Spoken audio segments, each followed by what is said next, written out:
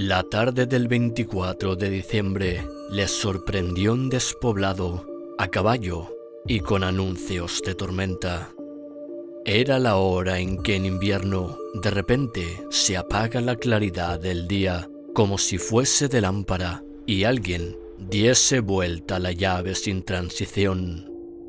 Las tinieblas descendieron borrando los términos del paisaje, acaso apacible a mediodía, pero en aquel momento tétrico y desolado. Hallábase en la hoz de uno de esos ríos que corren profundos, encajonados entre dos escarpes. A la derecha el camino, a la izquierda una montaña pedregosa, casi vertical, escueta y plomiza de tono.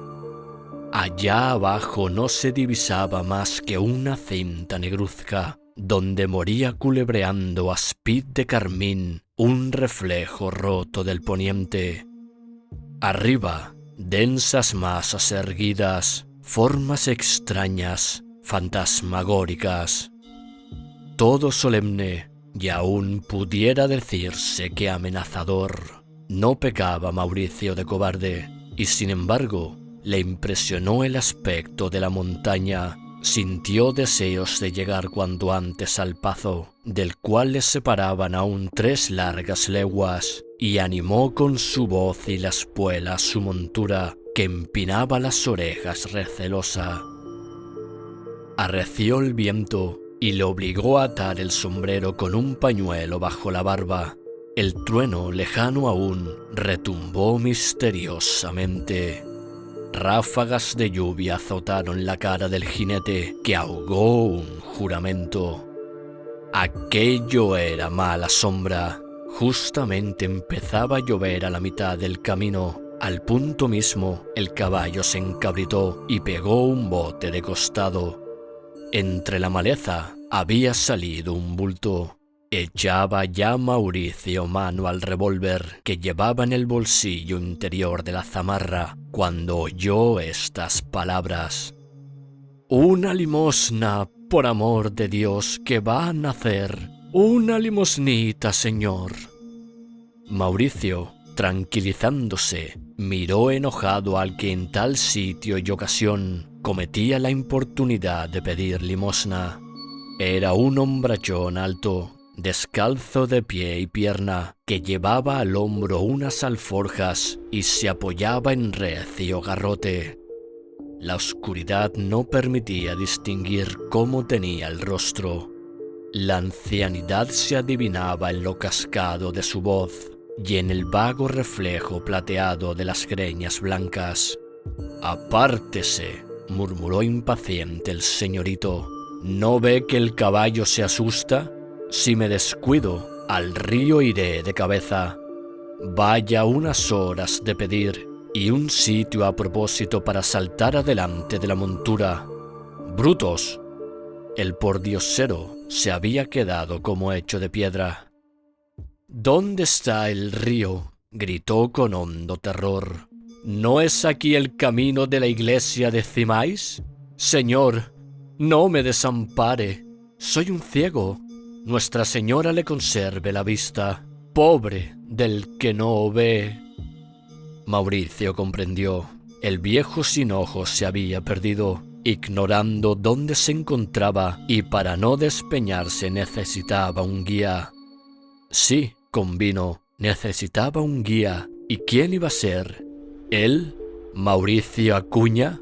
Que desde Orense regresaba a su casa en tarde de Navidad, a pasar alegremente la velada, jugando al julepe o al golfo con sus hermanos y primos, fumando y riendo.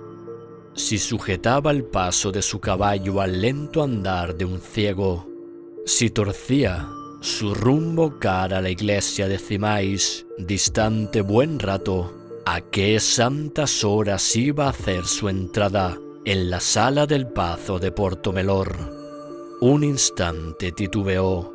Pensaba que no podía menos de sacrificar algunos minutos a colocar al ciego en la dirección de Cimais y dejarle ya orientado a arreglarse como Dios le diese a entender. Solo que era internarse en la carballera, exponerse a tropezar en los cepos y en los pedruscos, y sobre todo, era condescender a los ruegos del mendigo, que no soltaría 2 por 3 a su lazarillo improvisado, y si le complaciese en lo primero, exigiría lo segundo. Estos pobres son tan lagoteros y tan pegajosos. Más vale escurrirse, decidió, y sacando del bolsillo un duro, lo dejó en la mano temblorosa que el viejo extendía, más para implorar que para mendigar. Picó al caballo y escapó como un criminal que huye de la justicia. Sí, como un criminal, así definió su conducta él mismo. Luego, en el punto de refrenar a Maceo, su negro andaluz cruzado, y darse cuenta de que había caído enteramente la noche, velada por sombríos nubarrones, la luna se entreparecía lívida, semejante a la faz de un cadáver amortajado con hábito monacal. La carretera se desarrollaba suspendida sobre el río, que a pavorosa profundidad dormía mudo y siniestro. El viento combatía, haciéndolos crujir los troncos robustos de los árboles. Un relámpago alumbró la superficie del agua. Un trueno resonó ya bastante cercano, y Mauricio se estremeció. Le pareció escuchar ruidos extraños además de los de la tormenta. ¿Se habría caído el viejo al agua? Detrás, sobre la peñascosa senda, creía escuchar el paso de un hombre que tentaba el suelo con un palo como hacen los ciegos.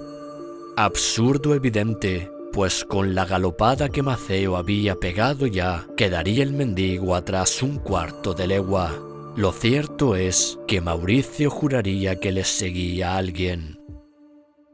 Alguien que respiraba trabajosamente, que tropezaba, que gemía, que imploraba compasión.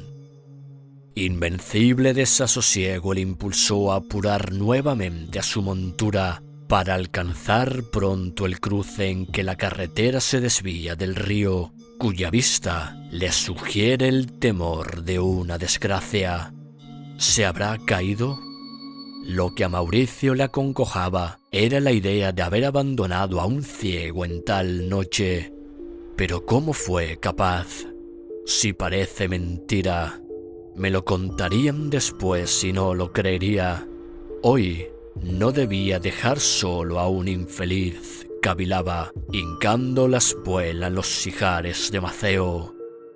Y lo más sucio, lo más vil de mi acción fue darle dinero.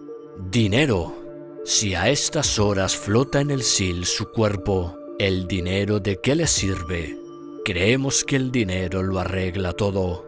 Miserable yo, estoy por volverme. ¿No viene nadie detrás? Maceo volaba. Un sudor de angustia humedecía las sienes del jinete. El zumbido de sus oídos y el remolino del viento, profundo como una tromba, no le impedían oír, cada vez más próximas, las pisadas del que le seguía, ya que sin género de duda percibía la misma respiración entrecortada, el mismo doliente gemido.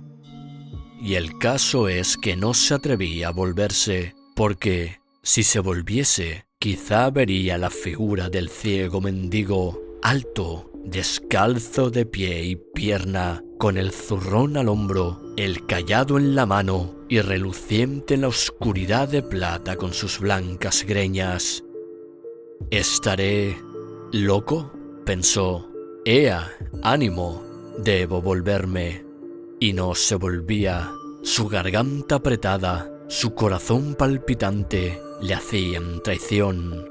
Sufría un miedo espantoso, sobrenatural. Apretó las espuelas y el caballo, excitado, aceleró el tendido galope, sacando chispas en los guijarros del camino.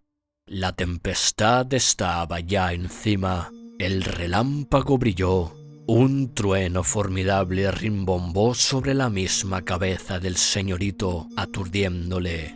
Alborotóse Maceo, giró bruscamente sobre sus patas traseras y se arrojó hacia el talud que dominaba el Sil. Vio Mauricio el tremendo peligro cuando otro relámpago le mostró el abismo y la superficie del agua. Cerró los ojos, aceptando el juicio de la providencia, y el caballo, en su vértigo mortal, arrastró al jinete al fondo del despeñadero, tronchando en su caída los pinos y empujando las piedras del escarpe, cuyo ruido fragoroso, al rodar peñas abajo, remedaba aún los desatentados pasos del ciego, que tropezaba y gemía.